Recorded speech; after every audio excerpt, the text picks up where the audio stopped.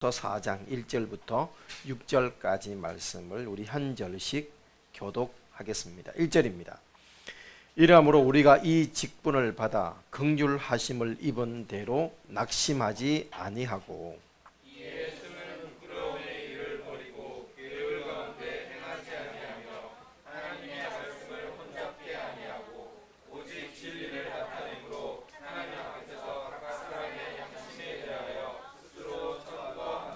만일 우리 복음이 가리웠으면 망하는 자들에게 가리운 것이라.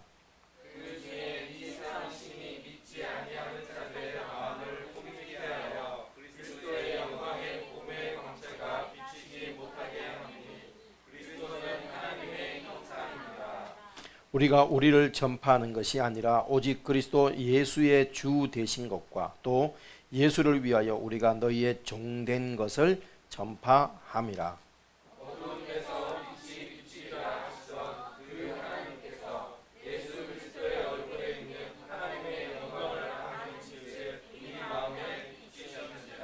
아멘.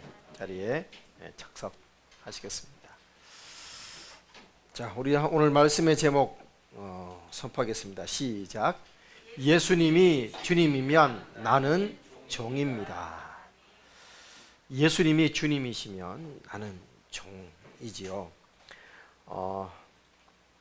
인터넷에 돌아다니는 한국 교회를 향해서 조금 비평적인 조소를 하는 그런 글들이 있습니다. 그 중에 한두 가지를 소개를 하자면 서울의 강남 지역에 있는 대형 교회에서 절대로 전하면 안 되는 금기되는 설교 내용이 있답니다. 첫 번째, 부동산 투기가 죄라고 지적하는 내용. 두 번째, 부자들은 천국에 들어가지 못한다는 원론적인 설교나 지옥 설교. 세 번째, 주일에 오락을 금한다는 일체의 설교. 골프라든지 낚시나 주초를 언급하면 안 된답니다. 주초라면 술주자와 연초, 담배를 말합니다. 그리고 최근 들어서는 세월호라든지 또 보수적이지 않은 진보적인 성향의 언급을 하면 안 된다는 그런 비아냥의 말들이 있습니다. 그런가 하면 또 진보적인 성향의 교회에서 전하면 안 되는 금기적인 것들도 있죠. 차별 금지에 대해서 말하면 안 된다. 동성애를 반대하는 내용의 설교를 하지 마라. 미국이 도움으로 하나님의 미국의 도움이 하나님의 은혜였다라는 내용을 전하면 안 된답니다. 그리고 종교다원주의, 모든 종교에 구원이 있다라는 내용을 비판하면 안 된다는 그런 말들도 있다고 하네요. 여러분, 20세기에 복음주의 설교자 가운데 최고의 설교자를 뽑자면 여러 사람들을 언급을 하겠지만 그 중에 빠지지 않는 분이 바로 존 스토트 목사님입니다. 존 스토트 목사님이 설교라는 그분의 저서에서 설교학 공부할 때 필독서 중에 한 권이죠. 그분이 이런 말을 했었습니다. 설교는 편안한 자들을 불편하게 하고 불편한 자들은 편안하게 할 수 있게 해야 한다. 그렇게 말을 했었습니다. 이게 소위 말하는 설교이지요. 진실한 설교자가 목숨 걸고 나아가야 되는 자세 가운데 하나가 이런 것들입니다. 저를 비롯한 수많은 목사님들과 성도님들을 공격하는 사단의 속삭임 중에 하나가 뭐냐? 좋은 게 좋은 거라는 얘기죠.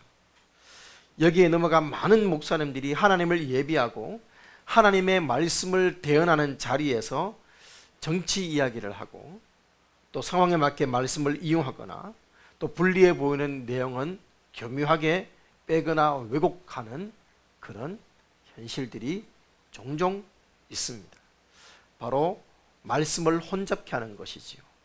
또 좋은 게 좋은 거라는 것에 넘어간 많은 성도님들이 소위 말하는 복 받는 설교, 성공, 축복 설교에 목에 메어서 내 기회를 만족하게 하는 설교만을 찾아 헤매는 사람들이 너무 많이 있습니다.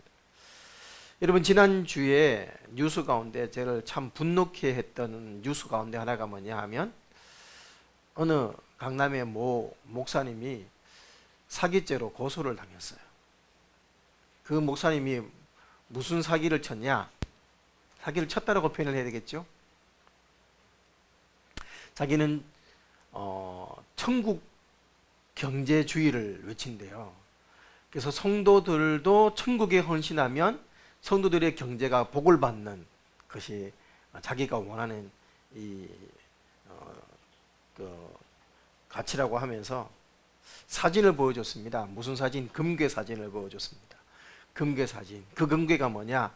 박정희 대통령이 숨겨놓은 금괴라는 거예요. 그래서 이 금괴를 있는 곳을 자기가 알기 때문에 성도들이 여기에 투자를 하면 이 금괴로 서로가 윈윈해서 그래서 천국도 윈되고 성도도 잘 받는 것, 복 받는 것이 자기가 하나님 주신 사명이다. 자, 복 받기 원하는 사람 손들어봐. 그러니까 다들 손들어서 다들 손들었네.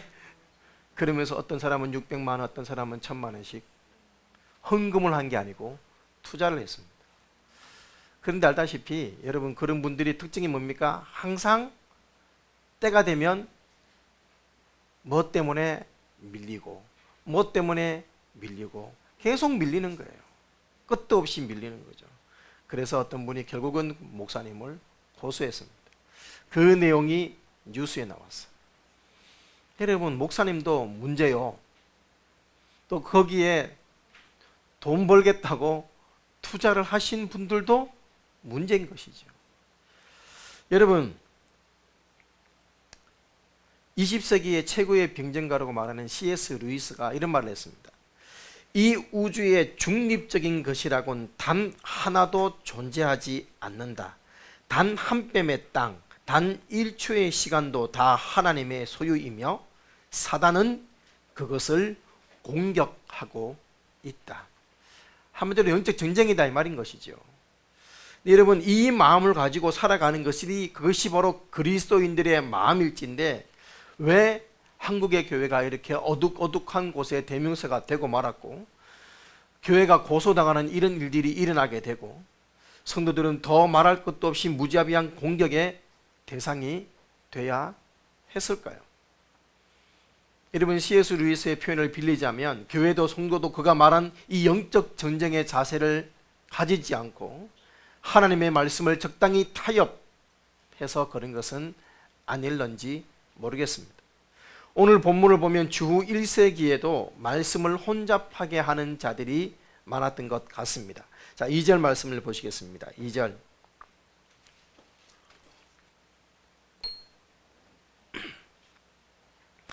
자, 2절에 이에 숨은 부끄러움의 일을 버리고 괴율 가운데 소경무로 이 말입니다. 행하지 아니하며 하나님의 말씀을 혼잡케 아니하고 오직 진리를 나타내므로 하나님 앞에서 각 사람의 양심에 대하여 스스로 그러니까 청거하노라 라고 그렇게 말씀을 하고 있습니다. 여러분 여기에 보면 세 가지의 같은 설명이 연이어서 등장하는데 첫 번째 숨어서 부끄러운 일을 하지 않는다는 것이죠. 그래서 누군가를 그래서 뭐합니까? 속이지 않는다. 그리고 하나님의 말씀을 혼잡하게 하지 않는다라는 표현을 합니다. 모두가 같은 표현이죠. 구체적으로 살펴보겠습니다. 여러분 숨어서 부끄러운 일을 한다 이 말이 무슨 말일까요? 숨어서 부끄러운 일을 한다. 무슨 말일까요? 사람을 속인다 이 말입니다. 속인다. 여러분 이 속인다라는 단어 헬라어 파누르기아라는 단어인데 이 단어가 어떤 단어냐? 간교함이라는 단어입니다. 간교함. 여러분 복음을 전파하면서 사람을 뭐 했다는 거예요? 속였다는 것입니다. 하나님의 말씀에 다른 사상을 교묘하게 섞었다는 것이죠. 그래서 왜곡시킨 것입니다. 적어도 본문에서 사람을 속인다는 것은 하나님의 말씀에 다른 불순물을 섞었다 이 말입니다. 오늘날 하나님의 말씀을 얘기하면서 정치적인 사상을 교묘하게 얹는 내용들이 얼마나 많은지 모르겠습니다. 여러분 성경에 혼잡하게 한다라고 번역되어 있는 이 헬라 돌로라는 단어가 여러분 정확하게 얘기하면 장사하는 분들이 쓰는 단어입니다.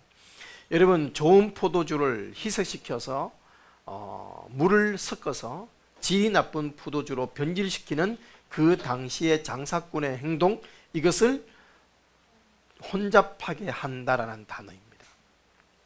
그러니까 말씀을 뭐 했다는 거예요? 몰래 숨어서 저 뒤에서 포도주에 물 타가지고 팔듯이, 그렇게 숨은 부끄러운 일을 하듯 몰래 숨어 하듯이 그렇게 하나님의 말씀에 그런 일들을 하는 자들이, 그런 하나님의 말씀으로 사람들을 속이는 사기꾼들이 있다 이 말입니다. 여러분, 이들이 당했던 범죄의 절정은 뭐냐? 하나님의 말씀을 궁극적으로 내 삶의 목적으로 여러분 적용한 것이 아니라 자신들의 악한 수단을 이용하기 위한, 자신의 목적을 성취하기 위한 수단으로 하나님의 말씀을 혼잡하게 한 것입니다. 여러분, 이렇게 한 결과 이 모든 피해가, 영적인 피해가 고스란히 고린도 교회에게, 성도들에게 주어졌습니다. 여러분, 고린도 성도들의 피해가 뭐냐? 3절 4절을 보십시오. 만일 우리의 복음이 가려웠으면 망하는 자들에게 가려운 것이라. 그 중에 이 세상 신이 믿지 아니하는 자들의 마음을 혼미케 하여 그리스도 영광의 복음의 광채가 비치지 못하게 함이니 그리스도는 하나님의 형상이니라 라고 말씀을 하고 있지요. 여러분, 말씀을 혼잡케 한 결과 어떻게 되었다고요? 선명한 복음이 가려지는 비극이 일어났다는 것입니다. 여러분 알다시피 우리가 지금까지 쭉 전해온 것처럼 고린도 교회에서 사도 바울을 비난을 하면서 사도 바울의 복음을 왜곡시키고, 그래서 율법을 지키지 않으면 구원받지 못한다라고 주장하는 일들이 일어나게 된 것이지요. 그래서 사도 바울의 복음을 전했던 이 예수 그리스도의 피 묻은 십자가의 복음이 마치 잘못된 것인 양, 여러분 가리워지는 이런 비극이 일어났습니다. 그래서 어떻게 됐냐? 이 세상 신, 한마디로 말하면 사탄이죠. 사탄에게 굴복하게 되었으며, 그리고 하나님의 형상으로 창조받은 자들이 그분의 영광을 나타내지 못하는 불행한 존재로 추락했다는 사실입니다. 바울은 이런 영적인 어려움을 당하고 있는 고린도 공동체 교회의 지체들을 향해서 자신이 사도로 부르심을 받은 후 스스로를 양심에 따라 적극적으로 추천하였다라고 2절 후반부에 말을 하죠. 여러분, 오직 그렇게 나는 숨은 부끄러움의 일을 버리고 계열 가운데 속임 가운데 행치 않고 말씀에 혼잡게 하지 아니하였다. 나는 어떻게 했다? 오직 진리를 나타내므로 하나님 앞에서 각 사람의 양심에 대해서 스스로 추천하였다라는 것입니다. 여러분, 다시 한번 이 추천서에 대한 언급이 다시 언급되는 것이죠. 그러면서 자신의 추천서는 바로 성도들이었다라고 말을 하면서, 그래서 스스로 양심에 따라 적극적으로 복음을 전한 이 자신의 영적 권위가 여기에 있다라고 말을 합니다. 여러분, 스스로를 추천할 수 있는 이런 영적 권위가 어디에 있습니까? 바로 새 언약의 직분을 받았기 때문입니다. 1절이죠. 이러므로 우리가 이 직분을 받아 긍휼하심을 입은 대로 낙심하지 아니하고 라고 사도 바울은 그렇게 말씀을 하고 있습니다. 사도 바울이 사도의 직분을 받았습니다. 새 언약의 직분이요, 의의 직분이요, 영의 직분이었습니다. 모세와 같이 사람을 정죄하고 사람을 죽이는 율법의 직분이 아니라 사람을 살리는 복음의 직분을 사도 바울은 받은 것입니다. 여러분, 오늘 1절의 말씀에 보면 우리가 이 직분을 받아 긍휼하심을 입은 대로 낙심하지 아니한다라고 표현하는데, 대부분의 번역은 이렇게 번역을 하고 있습니다. 그러므로 우리는 하나님의 자비하심을 힘입어 이 직분을 받은 사실을 생각해서 낙심하지 않습니다 라고 번역되어 있습니다. 한마디로 하나님의 긍휼, 자비를 받아서 직분을 받았기 때문에 그래서 우리는 낙심하지 않는다라고 표현을 합니다. 여러분, 사도 바울이 사도의 직분을 받은 것은 자신이 스스로 쟁취한 것이 아니라 하나님이 주신 것입니다. 받은 것이지요. 여러분, 이 직분은 생명을 살리는 영광스러운 직분이고 세상에서는 사실 인정받지 못하는 직분입니다. 세상적으로 보면 초라합니다. 그러나 하나님 편에서는 생명을 살리고 영혼을 구하는 가장 영광스러운 직분이 바로 이 직분입니다. 하나님이 주신 영광스러운 직분을 생각할 때 낙심하지 않을 수 있다는 것입니다. 오히려 긍지를 가질 수 있는 것이지요. 여러분, 사도 바울, 여러분 잘 알다시피 사도 바울은 복음을 전하면서 정말 많은 고난과 어려움을 겪었습니다. 채찍에 맞았고 돌로 침을 받았고 또 감옥에 갇히기도 했고 죽음에 이르기도 했습니다. 여러분, 세 번째 하늘에 올라갔다라고 얘기를 하는데, 그가 세 번째 하늘에 올라간 때가 언제인가는 정확하게는 잘 모르지만 아마 제가 추측컨대, 여러분, 에베소에서 돌로 맞아서 사람들이 죽은 줄 알고 사도 바울을 성 밖에 버렸습니다. 아마 그때 잠시의 죽음을 경험하며 천국에 올라가지 않았을까, 제 생각은 그렇게 생각해 봅니다. 정확하게는 사도 바울이 언제라고 말을 안 했기 때문에 알 수는 없습니다만 이건 제 추측입니다. 그러니까 사도 바울은 죽음을 경험했다 이 말입니다. 파선하는 배도 탔습니다. 죽음 직전에 가기도 했고 독사에게 물려 다른 사람들은 다 죽을 줄 아는 그런 상황도 경험을 했습니다. 오랫동안 감옥에 갇혔고 배도 정말 많이 고파야 했습니다. 결정적인 것, 자기가 복음을 전했던 고린도 성도들이 자신을 인정하지 않고 자신을 내쫓았습니다. 그래서 고린도로 가지 못하고 다시 마케도니아로 돌아와야 했던 심정은 정말 참담했을 것입니다. 그런데 그런 고난의 영석 가운데 사도 바울은 고백하는 것입니다. 내가 뭐하지 않았다? 낙심하지 않았다라고 고백하는 것입니다. 왜? 하나님의 긍휼하심이 자신에게 있기 때문인 것입니다. 여러분, 그는 고난을 죄의 결과로 보지 않았습니다.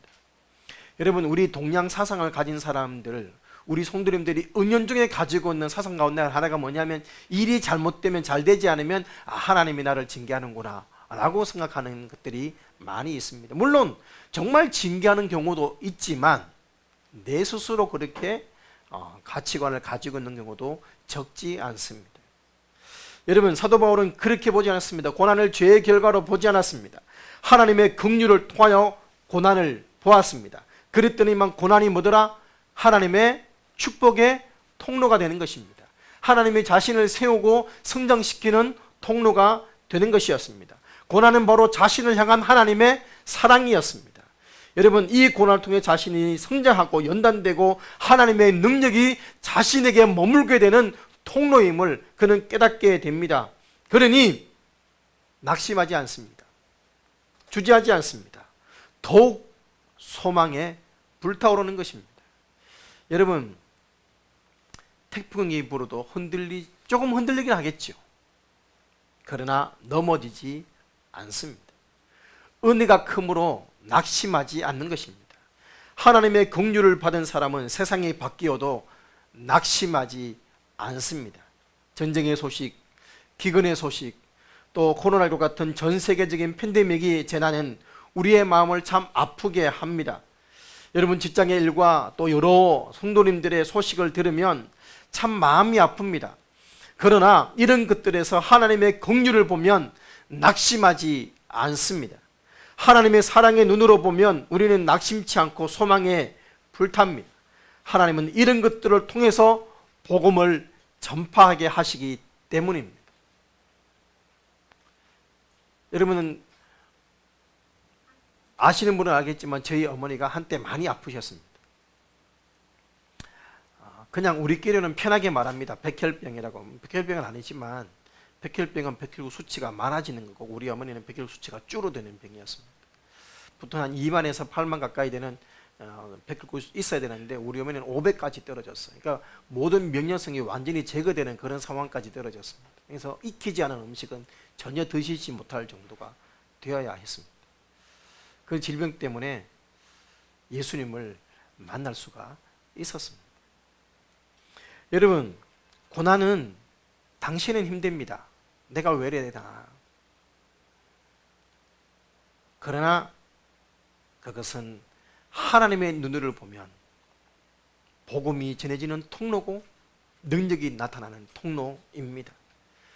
그러므로 사도 바울은 얘기합니다. 아무리 나를 공격해도 아무리 나를 힐난해도 나는 낙심하지 않는다.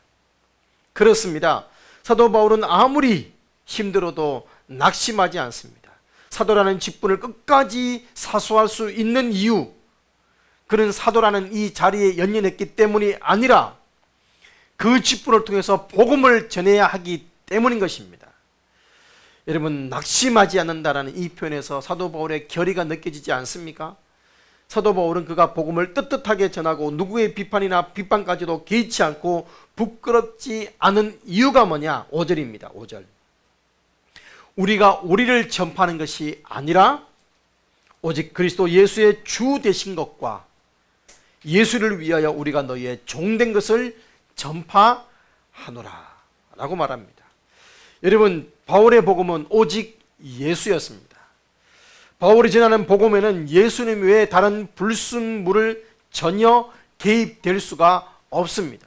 많은 이단들이나 잘못된 거짓 선생들은 사도 바울의 복음을 비난하고 중상모략했지만 사도 바울은 얘기합니다. 우리가 우리를 전파하는 것이 아니다라고 반박을 합니다. 여러분, 많은 경우 이단들이 특히 그러합니다. 그리고 잘못된 사람들이 소위 말하는 복음을 전하거나 교리를 전할 때 여러분, 자신의 그 교리와 복음을 정당하게 하기 위해서 반드시 늘어놓는 것이 뭐냐? 자기 자랑입니다. 자기 자랑. 내가 이렇게 되었다. 여러분, 그러나 바울은 결코 자기를 전파하거나 자기를 자랑하거나 자기를 높이지 않았습니다. 도리어 자기가 가졌던 것들, 자기가 자랑할 수 있었던 것들, 사도 바울이 가졌던 가장 큰 자랑은 뭡니까? 가말리알의 문화, 학식, 그 모든 것들은 도리어 빌립보서 3장 7절에 의하면 배설물로 여긴다 했습니다. 여러분, 사도 바울이 자랑한 것은 무엇이었습니까? 십자가만을 자랑한다고 했습니다. 예수님만을 자랑했습니다. 사도 바울은 예수 그리스도의 주 되신 것, 그것을 증거한다 했습니다. 여러분, 주, 헬라어로 뭘까요?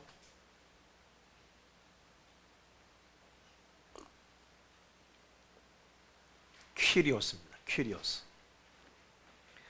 여러분, 이 퀴리온이란 단어에서 나왔는데, 주란 말은 예수님이 하나님과 동일한 신분을 가지고 있다라는 의미를 지니고 있는 표현입니다. 초대교회 사도들이 복음을 전파하는 가장 중요한 메시지가 뭐였습니까? 예수님이 뭐다? 하나님이시다 이거였습니다. 예수님이 하나님이시다. 여러분, 말씀이 육신이 되었다는 것, 그리고 이 예수님이 하나님이라는 것을 증명하는 가장 큰 증거가 뭐였습니까? 부활이었습니다. 죽음에서 살아나는 것. 그러므로 예수님을 전할 때 부활을 전하지 않고서는 얘기가 되지 않았죠. 여러분, 그렇게 여러분, 예수님에 대해서 증거한 것이 무엇이다? 예수님은 무엇이다? 주님이시다. 이렇게 사도 바울이 목을 걸었던 것이 바로 로드십입니다. 여러분, 고린도, 사도 바울이 지금 이 서신을 쓰고 있는 고린도 지역은 주후 1세기 지역의 경이죠. 주후 1세기 중반의 로마의 속국이었습니다. 다시 말하면 로마 황제의 절대적인 통치 영역이 바로 고린도 지역이었습니다. 여러분, 로마 황제의 통치 영역에서 주라는 단어는 누구에게만 쓸 수 있는 단어입니까? 황제에게만 쓸 수 있는 표현이었습니다.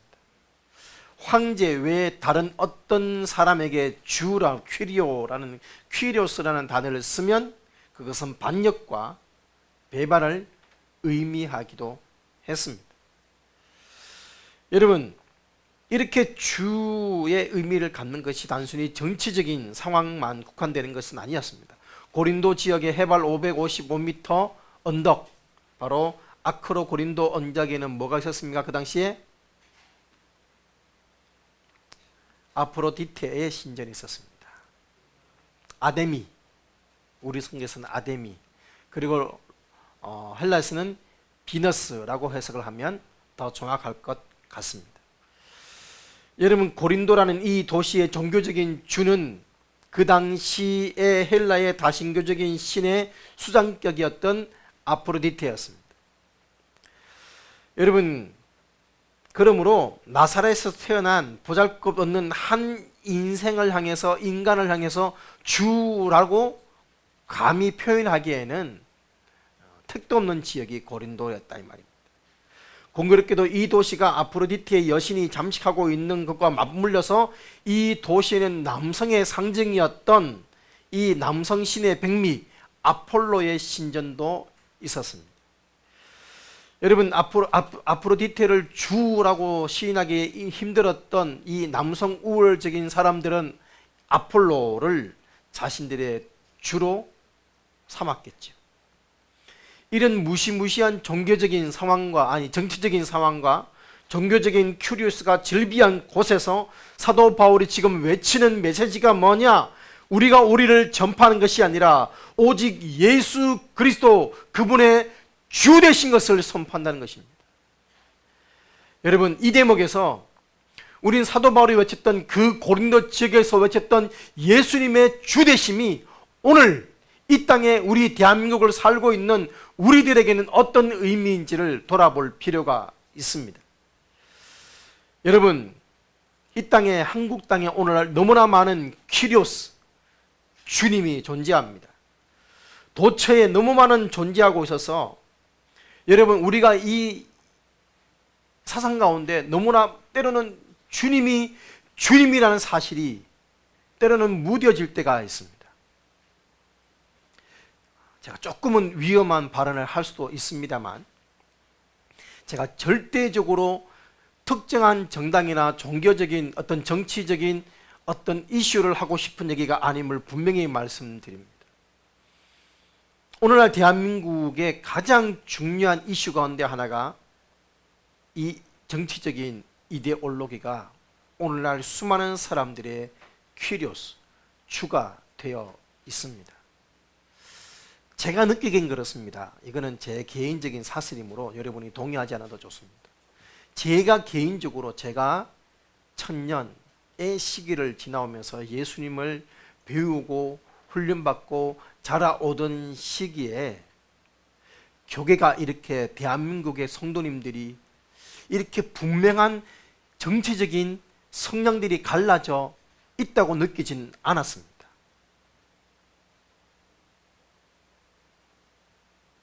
교회 내에서 정당이 다르다라는 느낌을 전혀 못 받았어요. 그렇다고 해서 무조건 우리는 우파 이런 건 아니었지만, 한마디로 정치적인 색깔들이 전혀 드러나지 않았다 이 말입니다.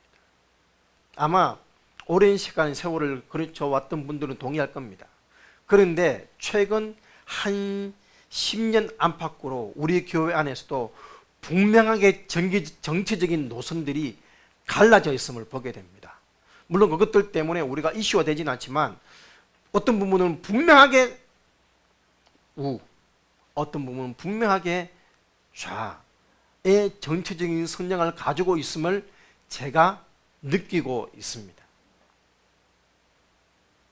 분명히 이러지 않았는데 어느 순간인가 성도들도 정치적인 좌와 우의 사상에 물들어 있더라는 것입니다.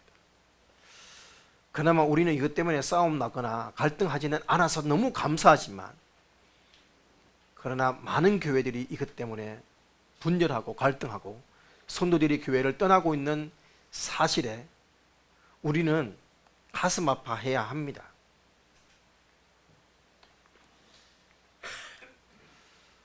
사랑하는 여러분, 우리가 살고 있는 이 땅에서 얼마 떨어지지 않은 저 북쪽에, 위도 북쪽에 3대에 걸친 정권을 절대적인 주로 여기고 있는 그런 변형 국가가 존재하지요. 그리고 그 위도 남쪽에 살고 있는 자들은 저급한 자본주의의 망령에 사로잡혀 모든 주중의 주인 맘몬, 돈을 섬기고 있습니다. 사랑하는 여러분, 오늘날 어떤 교회, 어떤 목사님들은 교회가 가장 해야 될 일이 지금의 정권을 몰아내는 것이라고 합니다. 제가 어떤 정권이나 정당을 지지하거나 비판하려고 하는 얘기가 아니라, 여러분, 우리의 목적은 어떤 특정 정당이나 특정 지도자를 몰아내는 것이 우리의 비전이 되어서는 안 되고, 예수 그리스도의 복음이 증거되고 영혼들이 구원받아야 되는 것이 목적이어야 하는 것입니다.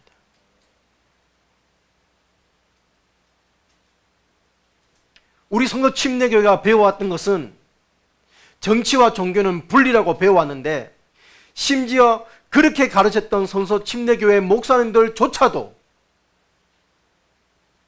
오늘날 문자가 또 올라와요. 카톡이 왔습니다. 또 봤더니만 이 정권이 어째서 되면 결국은 모든 그리스도인들은 잡혀서 죽게 되고 그러므로 물러나야 된다. 성도가 할 일이 이 정권을 몰아내는 것이 하나님의 뜻이라는 거예요. 말씀을 희석시킨 것입니다.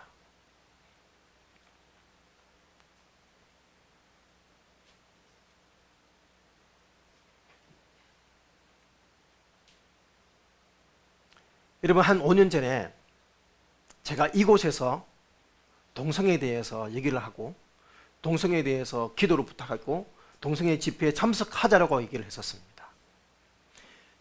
그때는 정치 진영의 문제가 아니었어요. 신앙의 문제였어요. 근데 한 3년 전부터 동성애 그러면 정치 영역이 되어버렸어요. 그래서 제가 부끄럽게도 여기에 타협해서 동성애 얘기를 하지 못했었습니다. 정치적인 영역이 되어버렸기 때문에. 어떤 분이 동성애 차별금지법에 대해서 반대 선명하자고 하면 저한테 연락 옵니다. 정치적인 글들은 교회에서 언급하지 말자고 얘기해 주세요. 이건 사실 정치적인 문제는 사실 아니에요. 하나님의 말씀에 잘못되면 잘못된 것이지, 이거는 정당과 정치의 문제가 아닌데, 어떤 집단들이 이 문제를 가지고 순진한 그리스도인들을 자신들에게 이용하기 위해서 써먹은 결과 그 이야기를 이제는 하지 못하게 돼버린 거예요.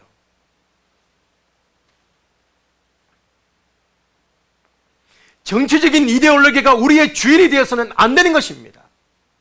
성경이 주인이고 하나님의 말씀이 주인이어야 되는 것입니다. 여러분, 제 설교를 듣고 오해하지 않았으면 좋겠습니다. 저는 특정 정당이나 특정 어떤 정치인들을 지지하거나 비판하려고 이런 말을 하는 것이 아닙니다. 정치가 우리의 주가 되어서는 안 된다는 이야기를 하고 싶은 것입니다. 그뿐입니까? 코린티아 자인이라는 단어가 있습니다. 고린도인으로 살아간다 라는 해석을 하면 될 것 같습니다. 고린도인처럼 산다, 이 말은 정확하게 그 당시는 음란하게 살아간다라는 뜻입니다. 고린도인으로 살아간다는 것이 여러분 음란하게 산다는 고유명사가 되어버릴 정도로 고린도는 음란한 도시였습니다. 그런데 이 땅 대한민국에 서울티안제인으로 살아가는 사람들이 얼마나 많은지 모릅니다. 음란이란 폐역의 극치를 달하고 있는 사실이 지금 이 땅에 너무나 무분별한 성적 방종이 큐리오스가 되어 버렸습니다. 어떤 목사님은 표현을 했습니다. 오늘 21세기 이 땅을 완전히 점령한 큐리오스는 극단적 가족주의다. 이타적인 공동체주의로 살라고 명령하신 하나님의 말씀은 나와 우리 가족에게는 적용되지 않는다. 그러면서 그분이 표현했습니다. 조금이라도 나나 내 가족이 손해보거나 불리한 일이 당할 때면 아주 논리정연한 명분으로 교회 전체의 의견을 움직여서라도 교회가 하는 일을 반대하는 주장을 내세우는 자들 때문에 교회가 갈등하고 분열되기도 한다. 여러분, 이 땅에 득실되는 수많은 나를 지지하는 이 퀴리오스들 때문에 예수 그리스도가 주인 되지 못하는 경우가 너무 많이 있습니다. 그 외에도 너무 많아서 열거조차 하기 힘듭니다. 문제는 갈라디아서 6장 7절에 스스로 속이지 말라. 하나님은 만홀히 여김을 받지 아니하시나 라는 말씀처럼 내 명분과 내 논리가 사실은 이기주의에 자기 스스로를 속고 있다는 사실을 대부분 잘 모른다는 사실입니다. 사랑하는 형제 여러분, 이 땅에 여러분을 흥분시키는 정치적인 체계와 제도, 이데올로기가 여러분의 주가 아닙니다. 자본주의를 지탱하게 하는 이 만몬이 저와 여러분의 주가 아닙니다. 나와 내 가족 외에 다른 것은 도대체 수용하지 않는 이 극단적 가족주의도 결코 주님이 될 수 없습니다. 우리의 말초적인 쾌락을 향락을 부추기는 이 성적인 망적이 나와 여러분의 주님이 아닙니다. 이것들을 주로 인정하는 순간 우리는 말씀을 혼잡하게 하는 자들과 다름없는 자인 것입니다. 우리가 선포해야 되는 유일한 큐리오스, 주님은 사도행전 2장 36절입니다. 그런즉 이스라엘 온 집은 확실히 알지니 너희가 십자가에 못 박은 이 예수를 하나님이 주와 그리스도가 되게 하셨느니라. 여러분, 예수님이 주님이십니다. 예수님이 그리스도이십니다. 예수님이 우리의 주인이십니다. 흔들리지 않기를 소망합니다. 저와 여러분의 유일한 주님은 예수 그리스도입니다. 그러므로 오늘날 이 말씀으로 다시 선포합니다. 예수님이 주님이시라면 주인이신 예수 그리스도의 종으로 사는 것이 성도인 것입니다. 여기서 말하는 성도는 목사와 성도라고 하는 직분의 문제가 아니라 구원받은 모든 그리스도인, 목사, 집사, 장로, 권사, 할머니, 청소년, 어린이 다 누구든 구원받았다면 성도입니다. 예수님이 주님이시라면 성도는 예수님의 종입니다. 목사만이 예수님의 종이 아닙니다. 예수님이 주님이기 때문에 우리는 종이 될 수밖에 없습니다. 여러분 5절 하반절 말씀을 보겠습니다. 우리가 우리를 전파하는 것이 아니라 오직 그리스도 예수의 주 되신 것과 또 예수를 위하여 우리가 너희의 종된 것을 전파함이라. 사도 바울이 복음을 전파하는 일에서 너희의 종이라고 표현합니다. 바울의 이 말은 복음의 빚진 자세를 말하고 있는 것입니다. 로마서 1장 14절 헬라인이나 야만이나 지혜 있는 자나 어리석은 자에게 다 내가 빚진 자라 했습니다. 여러분, 빚진 자는 언제나 종의 자리에 놓여 있는 것이죠. 그러나 바울은 스스로 기쁜 마음으로 이 종의 멍에를 자처하는 것입니다. 왜? 이 종의 멍에를 메고 복음을 전하는 것이 가장 영광스럽고 복된 일이기 때문인 것이죠. 여러분, 이 종으로 번역된 헬라어 둘로스. 여러분, 둘로스 어원은 이렇습니다. 정확하게 어원을 해석하면 전신이 묶여있는 자 말입니다. 온몸이 묶여있는 자, 정확하게 얘기할까요? 노예 말입니다. 우리는 죄의 노예가 되었다고 표현하지 않습니까? 사랑의 노예다고 되었다고 표현할 때 그 노예, 전신이 묶여있는 자 말입니다. 여러분, 사실 그래서 종은 종이라는 표현보다 노예라는 표현이 더 정확한 해석일 것 같습니다. 바울이 이렇게 고린도 교회 지체들에게 전했다는 것입니다. 나는 그리스도의 노예다. 아마 자신을 전하기에 급급했던 바울의 적대자들에게 바울의 이 선언은 충격적인 그런 표현이었을 것입니다.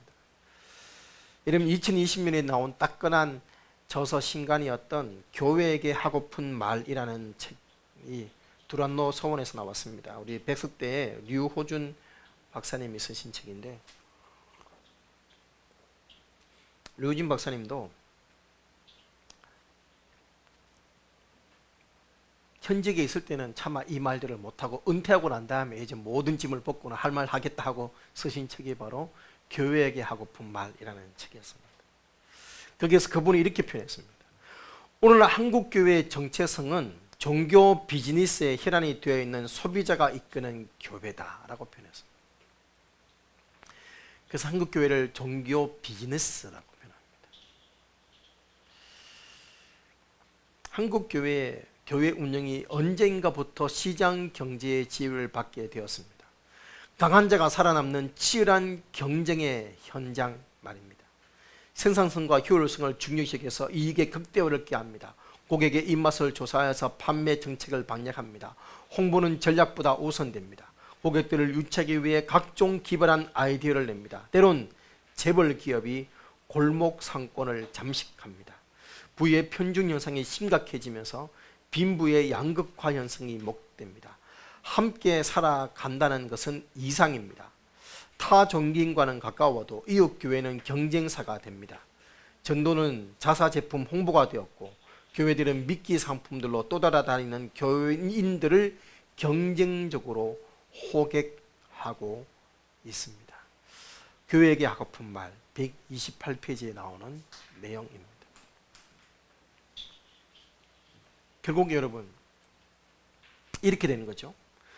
그러므로 상업의 모든 영역에서 고객이 왕이듯 성도는 최고의 대우를 받아야 할 존재로 교회가 떠받들어야 한다. 그런가요? 그렇지 않습니다. 교회는 성도를 최고의 고객으로 존중해주는 소비자가 이끄는 교회가 아니라 교회 공동체 안에 있는 성도는 언제나 자기를 부인하고 자신을 버리고 주님이신 예수님을 따라야 하는 철저한 노예임을 가르치고 양육하는 주님이 이끄시는 교회이어야 하는 것입니다.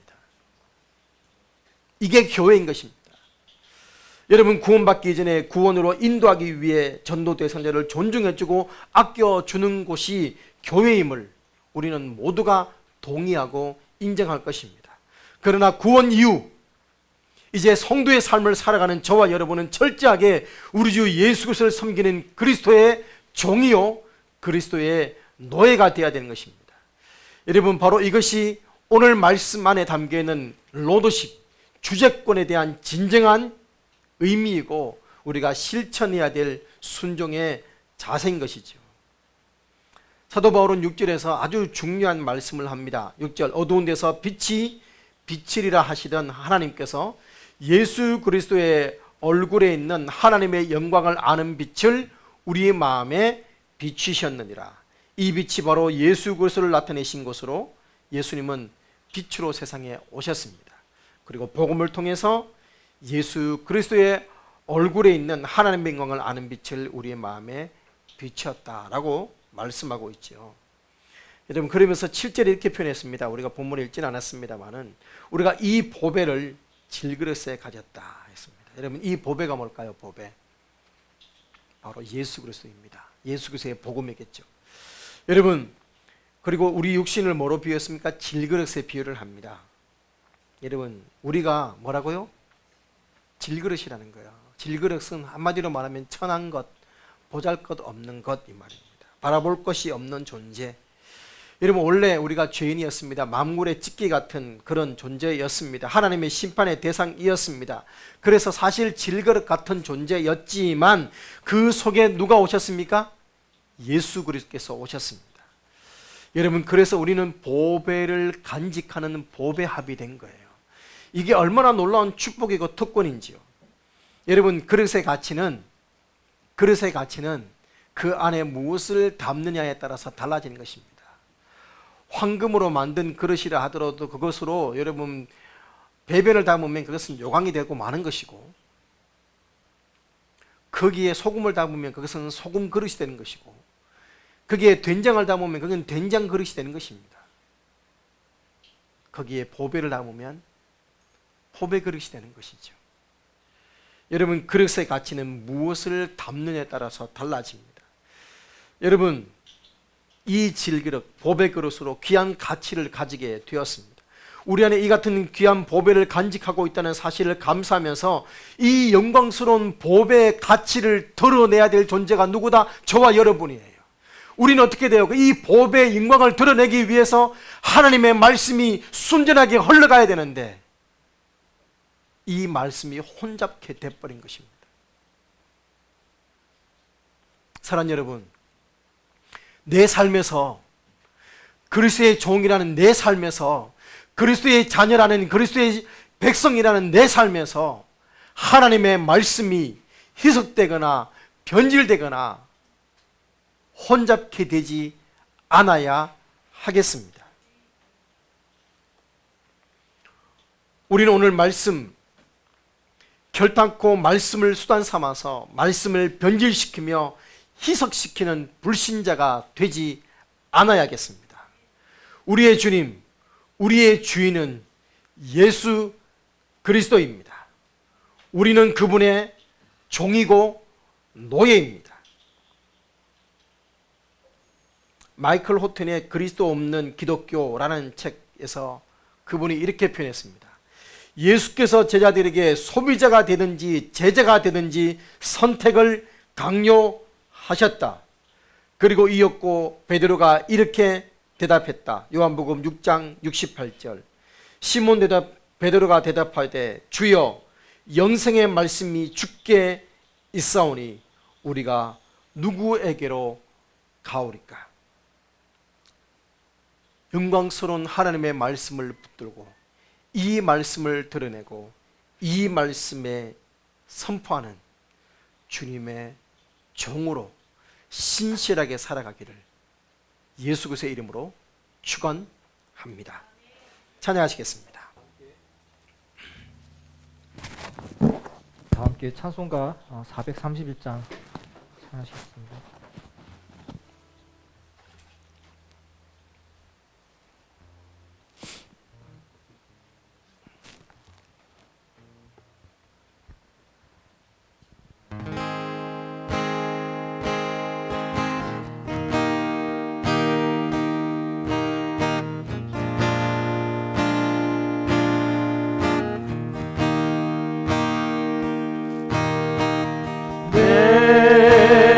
주여 뜻대로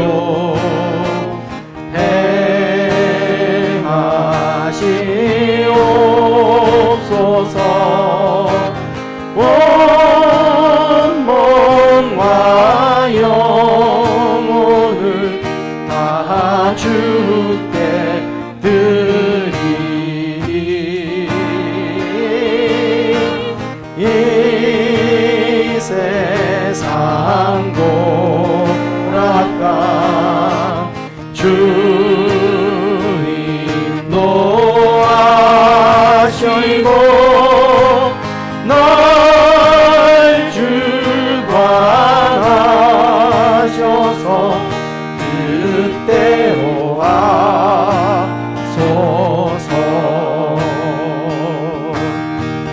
내 주여 뜻대로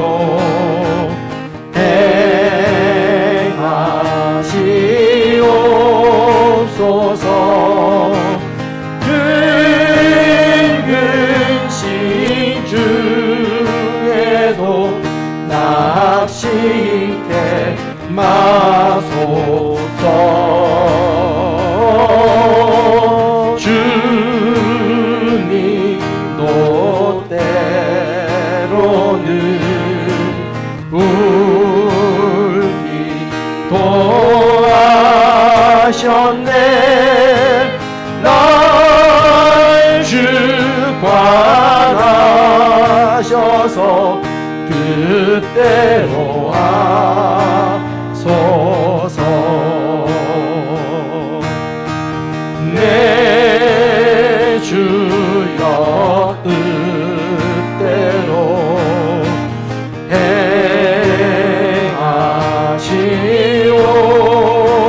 행하시옵소서. 내 모든 일을 다 주께 맡기고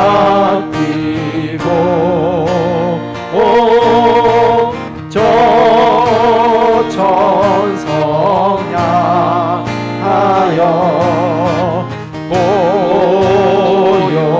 고요히 가리니 살든지 죽든지 뜻대로 하소서.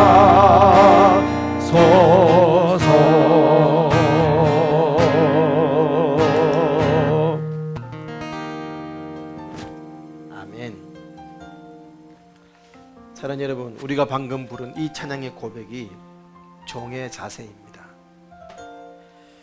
예수님을 주님이라고 부른다면 주님 뜻대로 하시옵소서 라고 우리의 온몸과 영혼을 주님께 드리고 내 모든 일들을 주께 맡길 수 있어야 합니다.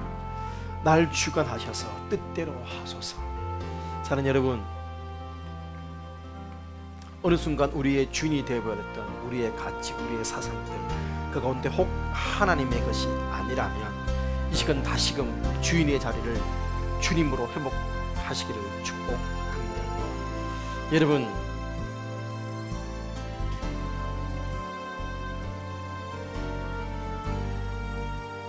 예수님이 주님이시면 우리는 그분의 종입니다.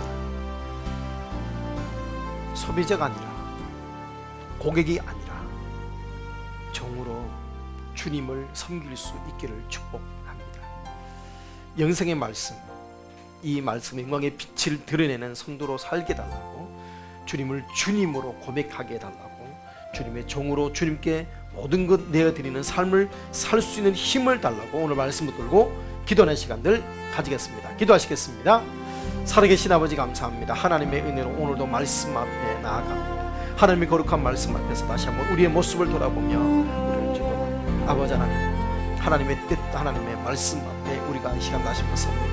하나님 등에 아버지 예수님을 주님이라고 고백합니다. 사도 바울은 예수님의 주 되신 것을 선포하며 고백하였습니다. 예수님이 하나님의 아들이시고 그분만이 아버지를 구원할 수 있는 분임을 선포하며 고백을 했습니다. 주님, 그리하여서 예수님께서 내 인생의 주인이 되셨고 내 삶을 주님께 의탁하였는데 하나님, 그런데 자꾸만 다른 것들이 내 삶의 주인이 되려 하고 예수님을 주인 된 자리에서 끌어내리려 할 때가 얼마나 많은지 모르겠습니다. 하나님, 나도 모르게 세워져 있는 아버지 하나님, 우리의 주인, 우리의 말씀을 혼탁케 하고 혼잡게 하고 섞이게 만드는 것들, 아버지 이 모든 것들로부터 아버지를 참게 도와주시고서 말씀이 말씀으로 회복되게 하시고 예수님이 주님의 자리가 주님의 자리로 회복될 수 있도록 도와주시옵소서.